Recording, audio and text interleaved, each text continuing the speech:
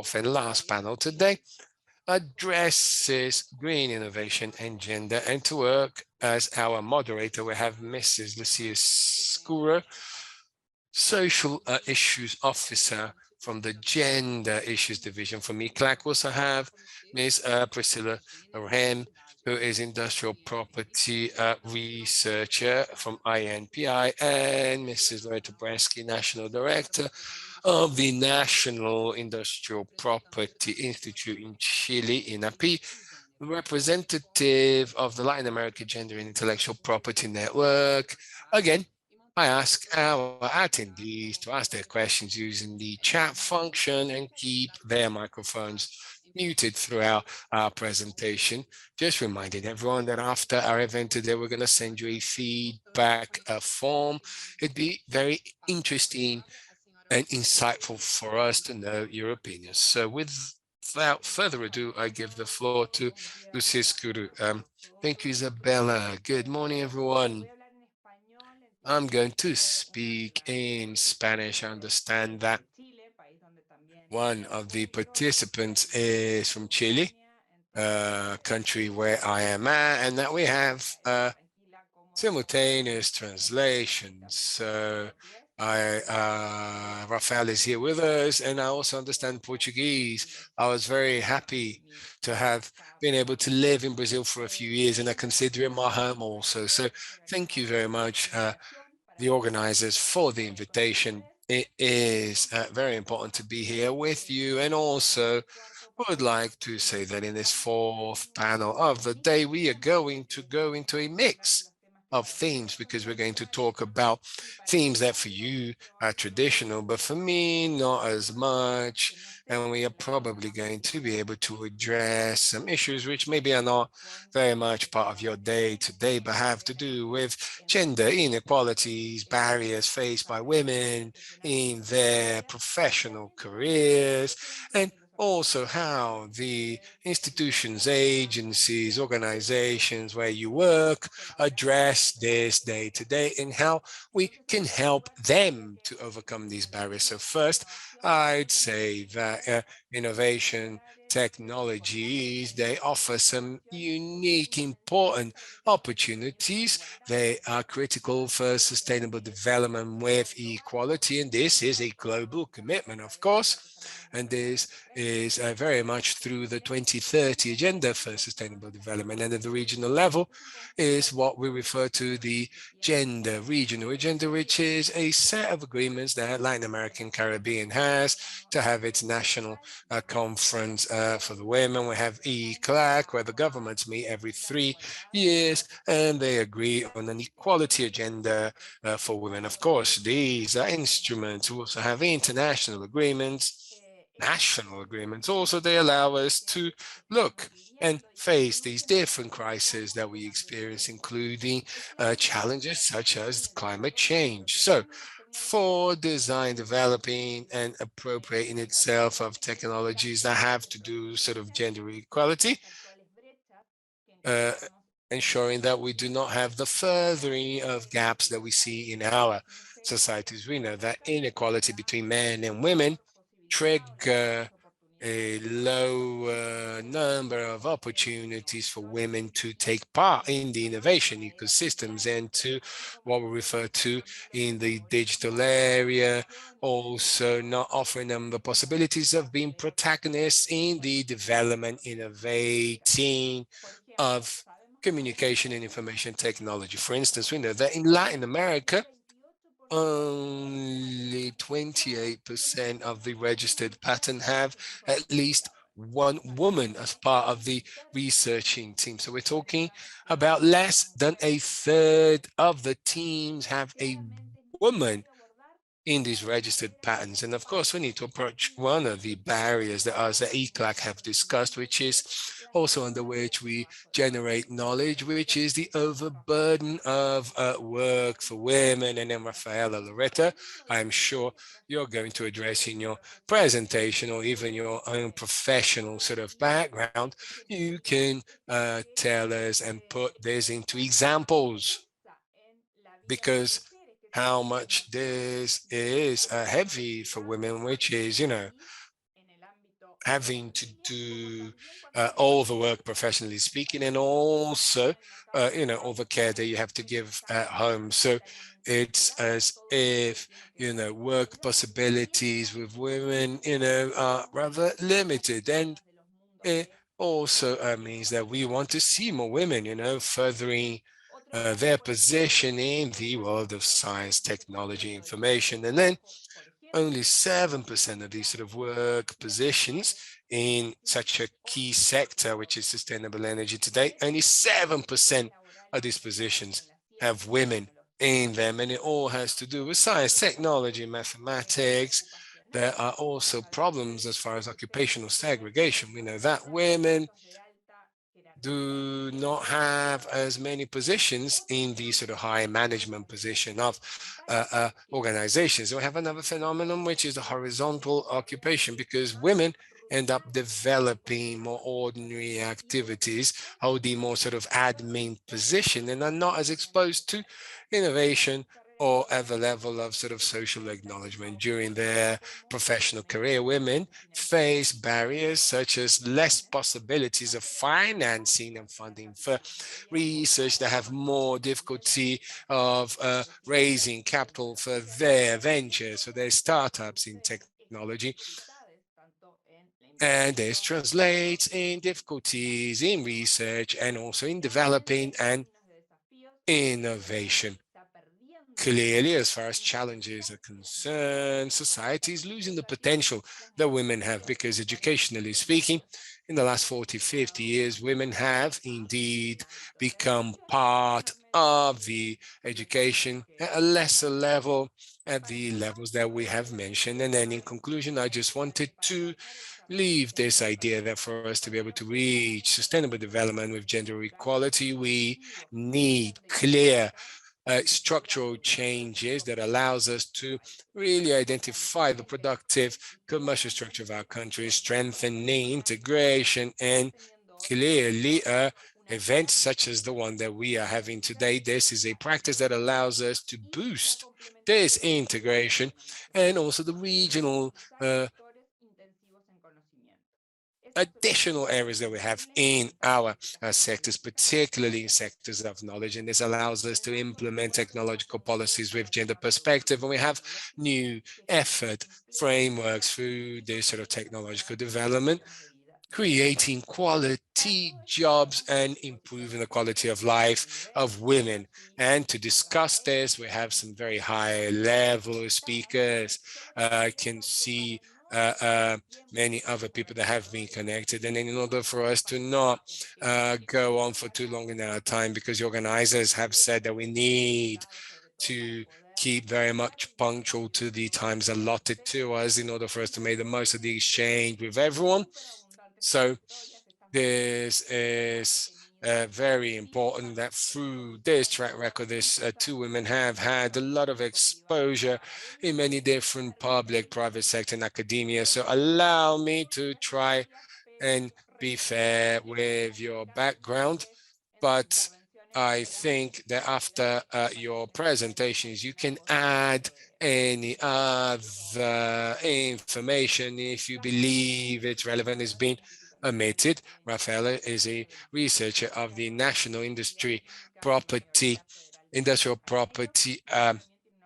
Institution. She is a graduate from the Federal University of Rio de Janeiro, and she has an innovation MA. She's currently the coordinator of the Strategic Committee for Inclusion and Digital Inclusion for the same institute. And every year at Geneva, she organizes Brazil's diplomatic mission vis-a-vis the WTO and discusses international artificial intelligence. Rafaela takes part in many different women networks. She is an intellectual property mentor, and she has just finished the Global Human Management course. And now with you, Rafaela has the floor. Thank you very much, Lucia, for your introduction. I would like to thank everyone, INPI, for the invitation to take part on this panel, sharing it with two very inspiring women. I'm very proud to be able to talk about the committee and gender diversity and inclusion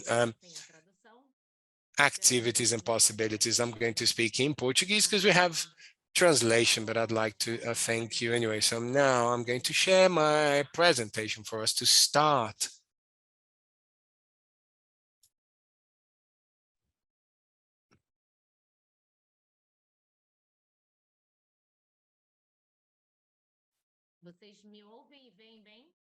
So you can see me and hear me well, yes? Yeah, it's so great, Rafaela. Please continue. Excellent stuff. Okay, I'm going to move on. Right, so my idea in this presentation is to talk a little bit about our recently created strategic committee for gender diversity and inclusion at the INPI and its interface with green technologies. Sorry. So I'm going to bring some of the work that we've been working on with the sort of gender feature in green technology area. Also in the previous panel, I was actually quite happy because this was mentioned before. The first panel mentioned this too, which was the issue of the Agenda 2030 for Sustainable Development. I'm not going to repeat this, but I like to say that when we talk about gender diversity and inclusion, we need to mention the root of all of this, which is the Agenda 2030 for Sustainable Development. It has 17 goals. Many before me have pointed to this. They talked specifically about each of these goals. And we have the uh, goals directly linked to the issue of gender. Some of them have interfaces such as reducing inequalities, goal 8, which is also the issue of bringing more women into the economy, bringing them to, a growing economy. And we have many different studies with interesting data on this. And then when we do the interface with green technologies, we can see that we have almost all of the agenda. If we consider the green sort of agenda point and then gender diversity and inclusion, that basically means that we have pretty much all of the goals of the sustainable development agenda and everything that has been agreed for this agenda. I need to say that we need to kind of speed up if we want to reach these goals by 2030, okay? We are kind of running behind schedule a little bit, and this is why it's important for us to implement measures that can actually accelerate the compliance of these goals. And then when we talk about gender diversity and inclusion without mentioning ESG, I mean, this has been mentioned in previous panels as well. I mean, it makes no sense. We need, and we consider gender diversity and inclusion as well as technological issues, green tech issues. They're very much part of ESG. And I agree very much with what was said by research, Madam Pinsky, saying that ESG is not a new way of looking at sustainability, but a company strategy. This is a concept that started in the private sector and has made its way to public institutions, perhaps not with as much emphasis, but it will reach it ever more. And our users, as far as intellectual property system users are concerned, very soon they are going to demand that products and services, as far as intellectual property is concerned, that these products comply with the environmental, social governance pillars. So it's very important for us to see that all sustainable development agenda goals are very much part of the ESG pillars. And here I'd like to talk a little bit about the creation of a committee. And then, as was mentioned by Lucia, I am also talking through the testimony of a woman, an engineer who has worked in the chemical and oil industry, among many different men, someone that has coordinated many different areas of the INPI, also as an engineer. So I am a woman always kind of coexisting in environments full of men where very rarely us women see ourselves in that area, because we don't really see many women, in leadership positions or, in this situation. So diversity, gender, and inclusion, they started being discussed in INPI in January 2021. And here, when I saw Lucia talking about my experience abroad, I came back from this experience in 2020. And then when I went back to INPI, I really wanted to do something based on this agenda, because this was an agenda which is very sensitive and dear to my heart.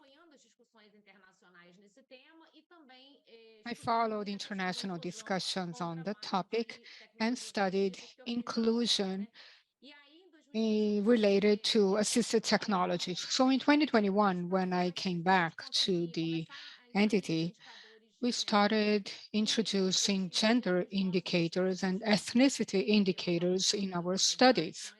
As I will tell you later, the starting point of any action proposal is a diagnosis.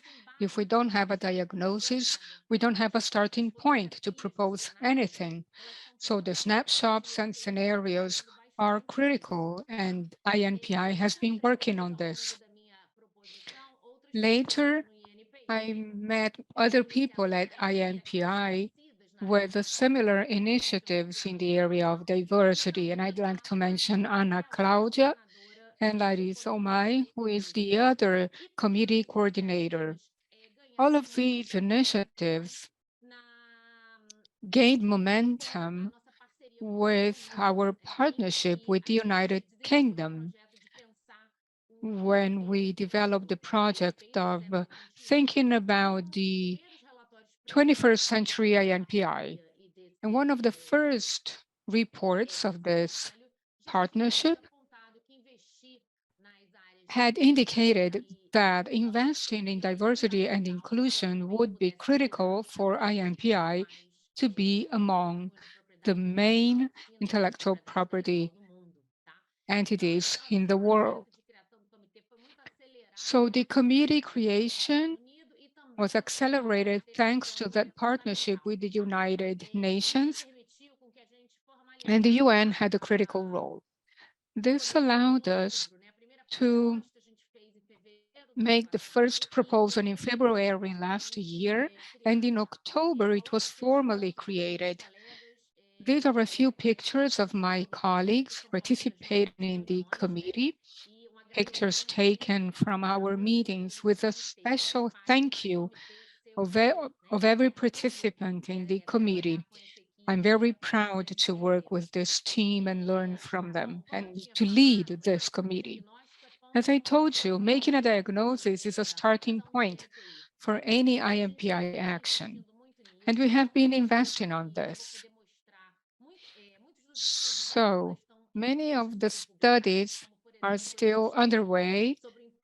There's a study about the impact of the actions of IMPI dissemination in the use of IP system with gender and ethnicity focus. The study will be published by the end of the month in a conference in the Canadian IP office. So I cannot give any spoilers right now, but anyway, this study will be a basis for future actions. Regarding national cooperation, we are mapping our national partnerships so that we can better understand how our national partners are working. With this mapping, we can propose actions, collaborative actions, or proposing new initiatives. At the international level, the IMPI international area has been doing this mapping as well. In the academia, we have a study on IP appropriation and inclusion. There's also a study under development by the Economic Matters area of INPI, studying gender and patents. 450,000 patent requests in Brazil between 2000 and 2019. We know that not having a specific field for gender is an issue. We need to adopt methodologies to disaggregate that information. So we use IBGI, the Census Bureau, and the WIPO dictionary. By the way, an update was launched a few days ago. And the studies I'd like to show you, even though we don't have much time, I'll just give you a sample, and later you can look at them in detail. So we're going to talk about the technological radars with data disaggregation. Two technological radars were produced in the area of biofuels and hydrogen, green hydrogen, I mean, with data disaggregated by gender. If you don't know what a technological radar is, this is an area where I worked for 11 years at INPI. Part of my master and PhD was in this area, so I'm very proud to speak about technological radars. It is a technological mapping product based on patents that we can call technological prospection. These are studies that are the basis for competitive intelligence.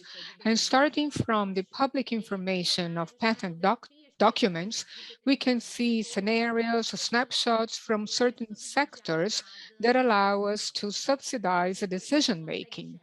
For example, we can see from the patents filed, what are the technological tendencies in given sectors, how the technology evolves in time, if we have freedom to operate in the sector, where the technologies are coming from, where the R&D is, what are the interest markets, what are the main players, whether there are partnerships or not.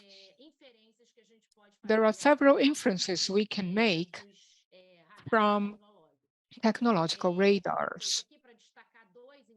So let me highlight two in particular related to the topic of this panel. The first one regards biofuels. I'd like, by the way, to congratulate the authors of the study, Priscila Roy and Sabrina Santos, two very competent colleagues who made this technological radar. This is a study that won the prize of the best presentation in our academic meeting of IP, ENAPI, coordinated by the IP Committee of INPI. You have the QR code here to access this study. It makes a stratification of patent data of biofuels. 475 patent documents were mapped between 2010 and 2021. And here you have the stratification according to the kind of biofuel. Very briefly, let me show you. You have also the timetable regarding the filing. You have 3 minutes. Okay.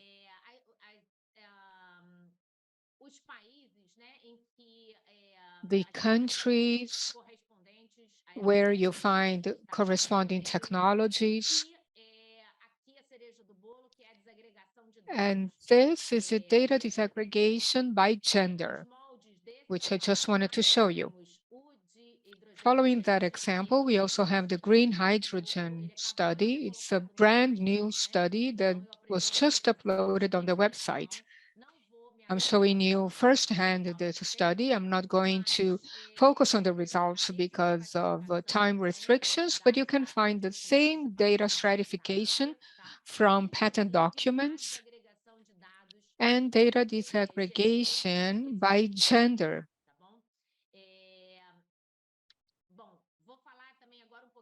So now let me tell you about some initiatives by INPI underway regarding gender, diversity, and inclusion coordinated by the committee.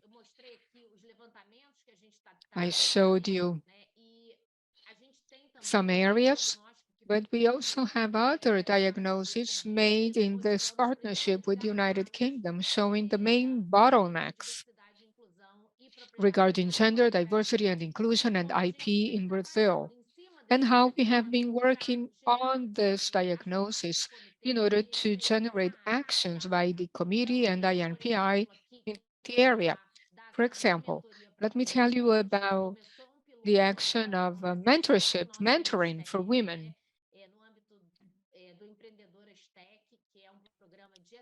in the Tech Entrepreneur Program, a program made for women.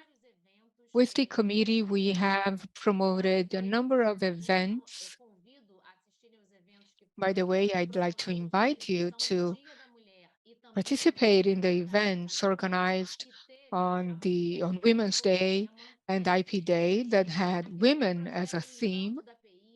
Also, the project, The Beauty of IP, that tries to raise awareness of young girls in order to encourage them to work in the area.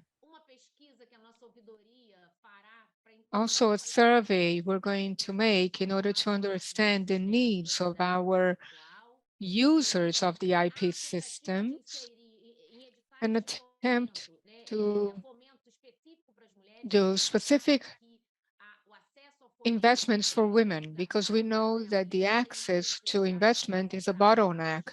Women have more difficulty in accessing investments.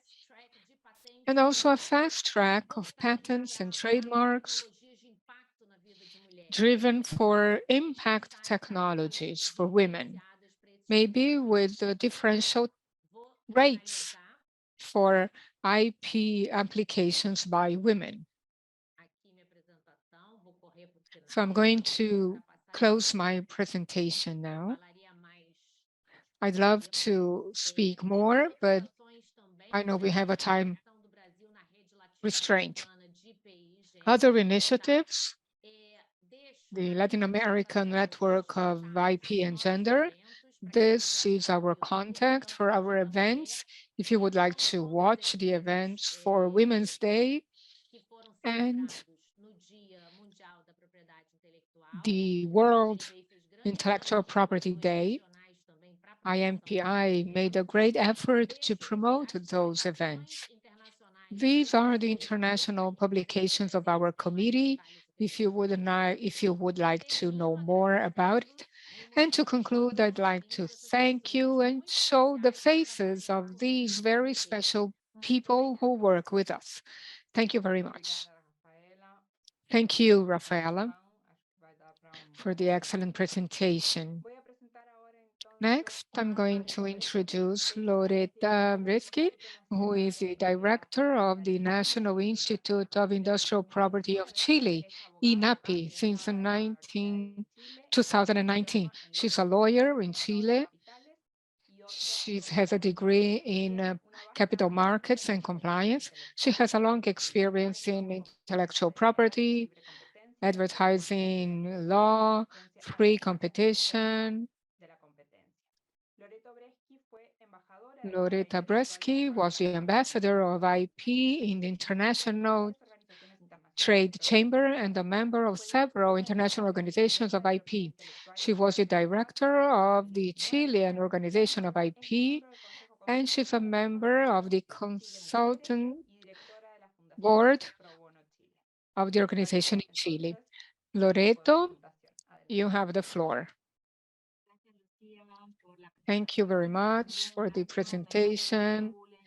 Thank you, Mercedes, Julia, Mariano, for the invitation to participate in this excellent event. It is a pleasure to share my experience with you regarding what we have been doing in INAPI. Rafaela, it's amazing the progress you have made in INPI in Brazil regarding gender, as we discussed in the gender meeting we had in Costa Rica. I'd love to keep talking with you to exchange important information. Now focusing on my presentation, which will be more of a dialogue because I didn't prepare any slides. I'd like to start by saying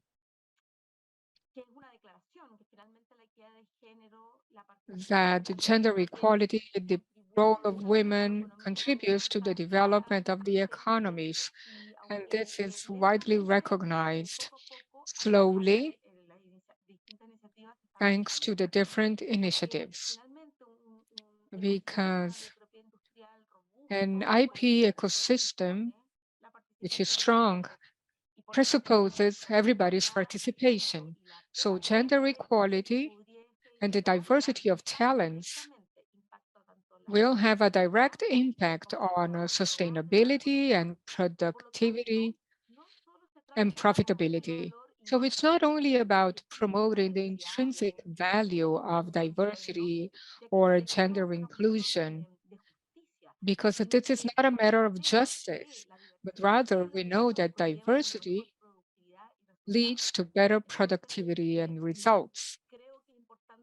So I think it is important to highlight this not only for the value in itself, but also for the impact that is generated. That's why we also work on gender perspectives in INAPI. Industrial poverty is an empowerment tool, and it is also an indicator of the situation in Chile and in the international level in terms of gender. For that reason, at INAPI, and considering the importance of the topic, before joining INAPI, I was the consultant of the Women Committee. I participated in other committees in Chile, and my professional experience,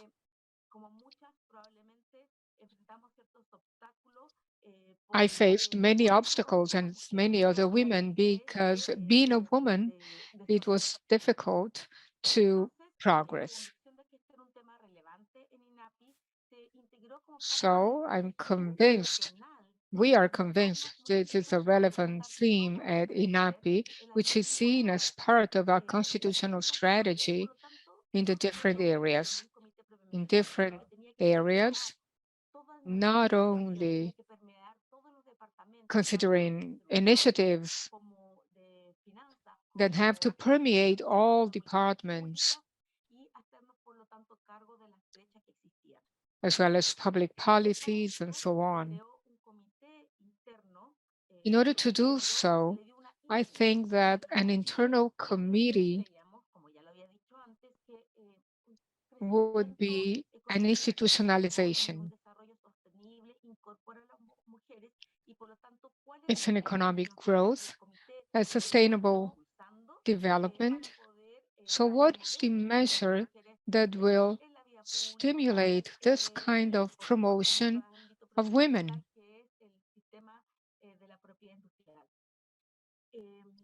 It is the system of industrial property that needs to be valued. I remember on an occasion in another entity, we used the idea of improvement, recovery, and use of data allowed us to do this, generating differences based on whatever could be useful for public policies, focusing on women participation in patents, PCT, and on the other hand, women's participation in trademarks. So as part of the institutional strategy, driven by the gender perspective, we created a business unit by which we are working on the data with key information both for gender issues and for a sustainable green economy. So we combined the gender equality and the data, and that was included in the reports. We made a disaggregation of information by identifying the requests that had at least one woman among the inventors, and we used an identifier of the inventors with an agreement of interoperability between INAPI and the register in Chile. It was possible to cross the information because the civil record had a disaggregation of information by gender. And as last year, we changed our industrial property legislation. We changed the platforms and the forms. So we included a consultation, not only a binary information between men and women, but men, women, and others. So that is information that allows us to progress in the area. Another aspect regards how we can encourage more women in the field where there is very low participation on the part of women. And when we have to create the conditions for women to advance in their professional careers. This is the data I have. Women receive scholarships for research lower than men, representing only 33% of researchers in the world with shorter careers. That's according to the director of a local university. So clearly, in our competence and our action sphere, in coordination and cooperation with other agencies, we have to see how we can contribute and encourage more women to participate in the careers, considering they are critical to have a more sustainable productive development, and not only in their careers, but also in graduate studies or postgraduate studies. Funding is also critical. Sometimes they have a good record, but they not necessarily get the traditional funding by the banks. So the role of capital events in funding is very important. Also to support the creation of collaboration networks.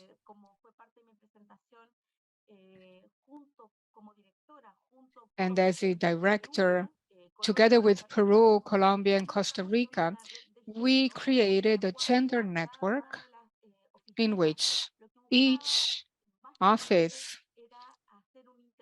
basically made an interchange of information and best practices using our data so that with this information exchange, we could shorten the gender gap. And that was made with 4 countries only at the beginning, but now we are 13 countries. In the recent meeting we had in April in Costa Rica, one of the aspects that was addressed was how we could better work on the data and harmonize the criteria to make the information comparable between countries. And to do so, I think that we can have a more collaborative work between the different parties, the different IP firms.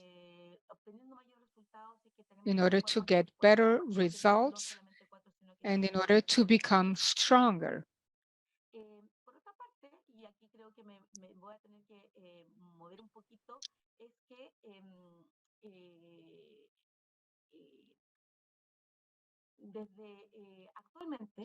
Now, at the moment, on the other hand, looking from a different perspective from green technologies, one of the priorities of the government has been the development of projects to promote the development of sustainable developments, sustainable technologies. And this is seen in the participation we have had as INAPI.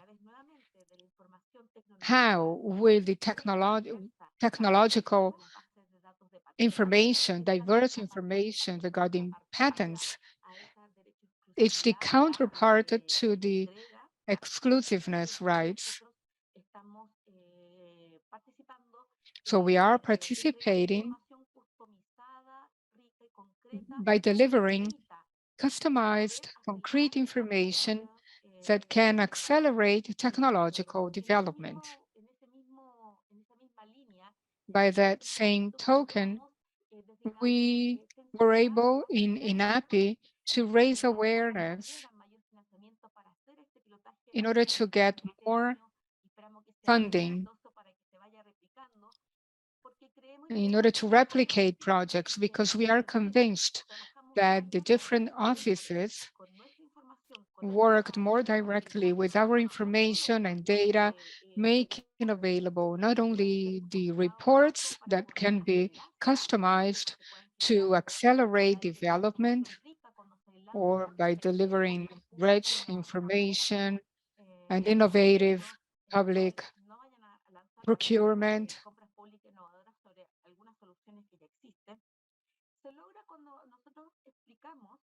When we explain that INAPI participates in the project that tries to accelerate technologies for Latin America. This is work we have been doing together with Brazil in a project that is in its third stage. And we're trying to incorporate the EUROCLIMA project as well, by which we are trying to call for participation technological initiatives, and I'd like to thank Brazil for inviting the countries of the region.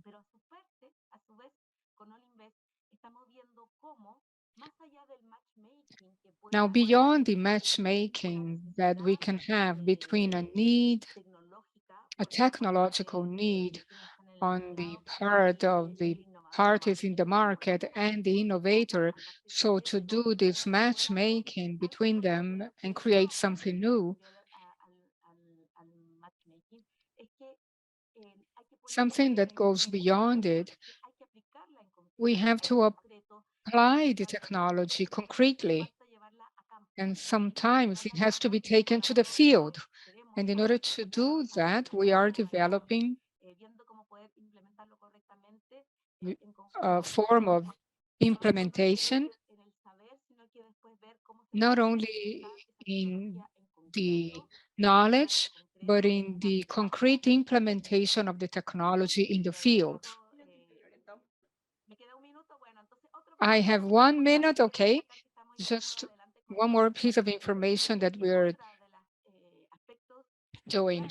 Another key aspect to boost gender equality is the visibility, because there are many women working, but sometimes they don't know how to promote their work. They are talented and they need visibility, not only to participate in the market and innovate and be part of the ecosystem, but also to become visible. So we are working on this project, not only in Chile, but in the whole region, to generate areas where we can make these women more visible, women who are innovating in green technology. So like Rafaela, I could speak a lot more. I could tell you about many more projects, but thank you very much for the invitation and for your attention. Muchísimas gracias, Loreto, y tan importante además, justamente tener mujeres en la dirección. It's important, precisely, to have people, women heading this kind of initiatives that actually understand the difficulties and the barriers that women have to access these places. I would just like to, and by way of conclusion, in just half a minute, to highlight two questions which were mentioned by Rafaela and Loreto. First of all, the need that there exists for the kind of institutions where you are working to have environments like the committee that Rafaela mentioned, specific environments which reflect on gender inequalities and design ideas and implement them, strategies, measures, and initiatives, specific ones to fight inequality between men and women and aimed at diversity and the issue of innovation, intellectual property, etc.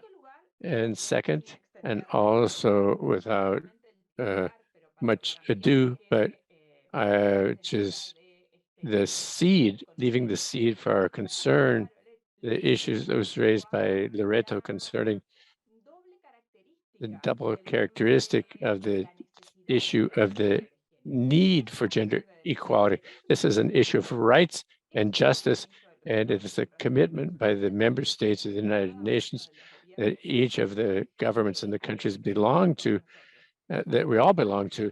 But in addition, as citizens, men and women from Latin American, Caribbean countries, we cannot afford to waste the potential and the capacity of half of the population, because as well to integrate women and integrate all of these people who have great things to say, to contribute in terms of innovation, production, creativity, intellectual development, actually power for potential for growth to our countries, our economies, and our trade, and our actual capacity for development, and development in the most traditional terms of economic accounting, for example, like GDP itself. So with this idea, even including GDP from the point of view of rights and ranging all the way to economic growth, we adjourn this panel discussion, thinking that actually gender equality is absolutely central to consider development, innovation, and the issues that we have discussed over the course of the seminar today. So thank you very much to both of you. I want to thank Lucía Scuro for chairing, Rafaela and Rafaela Guerrante for having inspired us with new prospects for gender equality, diversity, and green innovation and intellectual property in a more general sense. So we're closing our event on action to promote alliances in green technologies, innovation, intellectual property, and sustainability. We wish to thank all of the listeners, the speakers, and the authorities who have enriched this day with their presentations. On behalf of the National Institute for Industrial Property, AL-INVEST, and the Ministry of Development, Industry, Trade, and Services, the Economic Commission for Latin America and the Caribbean, ECLAC, and the EUROCLIMA Plus Program, the World Intellectual Property Organization, WIPO, the Royal Embassy of Denmark and Brazil, and the Center for Management and Strategic Studies. We wish one and all a wonderful afternoon, and thank you very much to one and all for having participated in this wonderful event.